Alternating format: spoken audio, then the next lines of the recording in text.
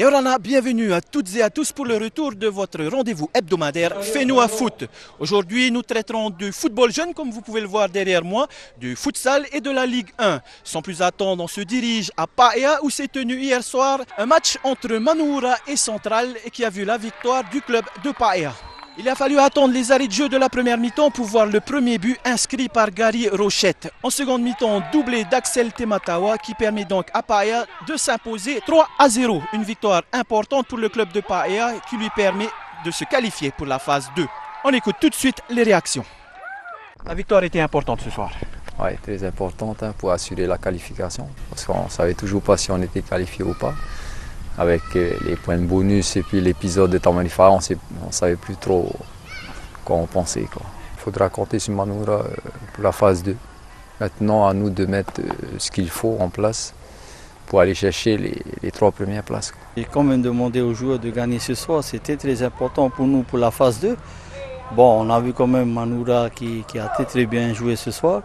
Bon, nous, il faut qu'on travaille surtout pour préparer encore le match retour contre Manoura ici, en premier match en play-off. À la deuxième phase, on va renforcer encore notre équipe pour justement jouer sur les 3 tableaux du play-off. Manoura et Central, 2 équipes donc qualifiées pour la phase 2 qui débutera dans 15 jours. 2 autres équipes également qualifiées, c'est Tefana face à Pirée. C'est le grand format de notre émission de ce soir. Reportage. Match au sommet samedi soir entre Pirée, champion en titre et actuel second du championnat face à Tefana, le leader. Pas de réel enjeu entre ces 2 clubs si ce n'est de terminer la phase 1 du championnat de Ligue 1 Vini sur une note positive. Dès l'entame de jeu, les équipes mettent la pression sur leur adversaire et se procurent des occasions. Et après seulement 6 minutes de jeu, Pirée prend l'avantage. Sur un centre, le défenseur de Tefana, Jean-Claude Chang tente de repousser le ballon, mais il prend à contre-pied son gardien et marque contre son camp. Tefana n'est pas leader du championnat pour rien. Malgré cette erreur, l'équipe ne se démobilise pas et après plusieurs tentatives infructueuses, les jaunes et verts parviennent à trouver le chemin du but par l'intermédiaire de Tohiti Kek, but inscrit à la 26e minute de jeu. Durant la première période, Tefana multipliera les actions mais ne parviendra plus à marquer. Score à la pause, 1 partout.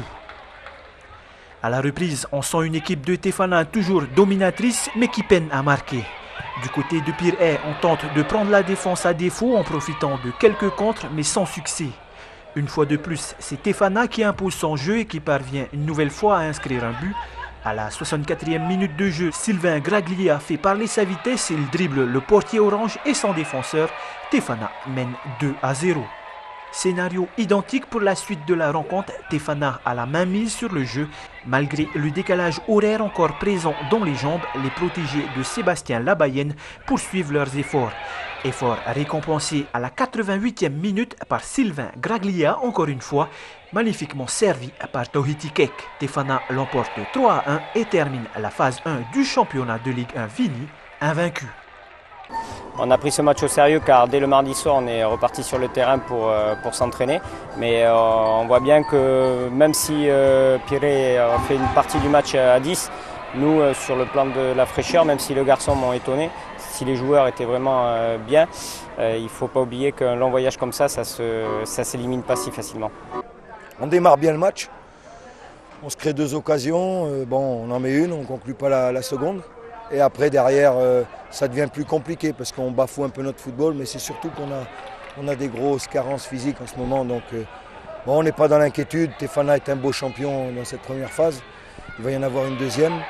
Et voilà, notre objectif, c'est d'être bien prêt pour la deuxième phase et surtout la O-League l'année prochaine. Dernier match de la phase 1 entre Roniou et Excelsior. Si Roniou l'emporte, il condamne Vénus à poursuivre la saison en Ligue 2. Le début de la rencontre est à mettre au bénéfice d'Excelsior qui ouvre le score avant que Roniou n'égalise, puis prenne l'avantage 2-1 à la pause. En seconde période, Excelsior va poursuivre ses efforts et marquer à 2 reprises. Mais c'est sans compter sur Roniou qui est venu pour gagner. Les protégés de Franck Papaoura vont finalement s'imposer sur le score de 5-3, condamnant ainsi Vénus à la Ligue 2 pour la seconde phase du championnat. Excellente opération donc pour Manuura et Rognou qui se sont imposés respectivement face à Central et Excelsior. Les deux clubs se qualifient pour la phase 2 du championnat. Tefana reste donc invaincu après sa victoire face à Pirée dans cette phase 1. Et grosse désillusion pour Vénus qui devra continuer la phase 2 avec la Ligue 2 et ce malgré sa victoire face au U17. Dans le classement, ce sont donc les équipes de Tefana, Pirée, Dragon, Manuura, Central et enfin Rognou qui se qualifient pour la phase 2. Excite Vénus, Excelsior et Tamarifaa. Et je vous rappelle que la phase 2 de la Ligue Invini débutera dans 15 jours. On passe maintenant au futsal avec une rencontre en haut de classement entre Punaouia 1 et Mahina, une rencontre qui s'est tenue à Petit Yoro dans la salle de Dragon. Pour ce match au sommet entre le second du classement Punaouia 1 et le troisième Mahina, l'équation pour les deux équipes est simple, c'est la victoire à tout prix. Punaouia 1 compte un match de retard sur le leader Pirée et ne veut pas rater l'occasion de revenir en tête du classement. Les coéquipiers de Smith Tino, joueur emblématique de la sélection des Eitwari, rentrent de suite dans le match et prennent d'entrée l'avantage. Ils portent la marque à 4-0 avant que Mahina ne réduise le score juste avant la pause. Score à la mi-temps 4-1 pour Punaouia 1. En seconde mi-temps, le scénario est différent. Mahina tentera par tous les moyens de revenir au score. Malgré tous leurs efforts, c'est bien Punaouia qui s'impose sur le score de 5-4. C'était important pour nous, mais malgré on n'était pas au complet.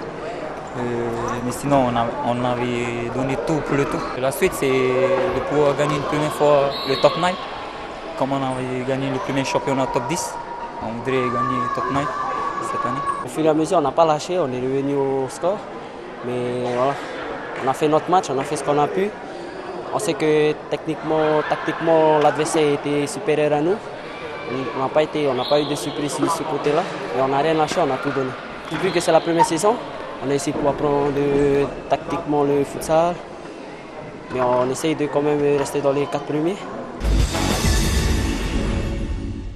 Dans les autres rencontres, Pape Été et Punaouia 2 n'ont pu se départager. Faa s'impose d'une unité face à Tivayuta et enfin Papara s'impose 3-2 face à Punaouia 3. Grâce à sa victoire, Punaouia 1 prend la première place du classement. Pirée descend en seconde position.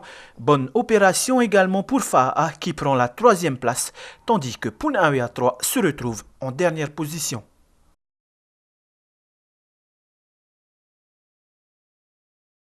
Comme vous avez pu le voir depuis le début de l'émission, nous sommes ici à Pater pour la première journée du championnat des moins de 7 ans. Plus d'une centaine de jeunes ont évolué sur les différents plateaux. On découvre ce qui s'est passé aujourd'hui. Mettre les enfants en situation de jeu, leur donner du plaisir à jouer, leur faire aimer le football, cette première journée des jeunes McDo U7 a différents objectifs. La Fédération tahitienne de football et son département technique proposent une alternative afin de fidéliser la jeunesse à la pratique d'une activité sportive et plus précisément du football. L'objectif à terme, c'est augmenter l'effectif dans les clubs. Et notamment cette catégorie U7 qui est très importante. Donc on encourage les clubs à travailler à travers ou construire des partenariats avec les écoles. Le football doit être le sport majeur ici et la fidélisation de ces enfants dans les clubs, le plaisir qu'ils vont avoir va faire qu'on a envie d'augmenter la masse. Les futurs Ronaldo et autres Messi adhèrent complètement à cette formule. Si pour eux c'est un épanouissement total, pour les éducateurs également, c'est un plaisir que de voir ces jeunes évoluer. Ils sont là justement pour prendre du plaisir avant tout. Et en même temps, ils aiment le football. Et puis par rapport aussi aux joueurs comme la Ligue 1 qui vont jouer après, pour eux ça leur permet aussi de voir comment les grands ils jouent. Et par rapport à eux aussi, c'est peut-être eux qui vont donner l'exemple aux futures générations qui viennent aussi derrière. D'autres journées sont programmées durant la saison.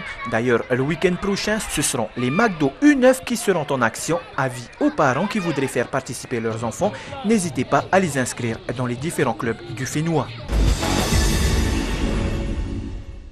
Voilà, c'est la fin de notre émission. On se retrouve dimanche prochain, 18h50, comme tous les dimanches. Si vous souhaitez revoir cette émission, elle est disponible sur le TNTV Replay. Pour plus d'informations, n'hésitez pas, le site ftf.pf. Je vous souhaite une excellente soirée. Merci et bonsoir.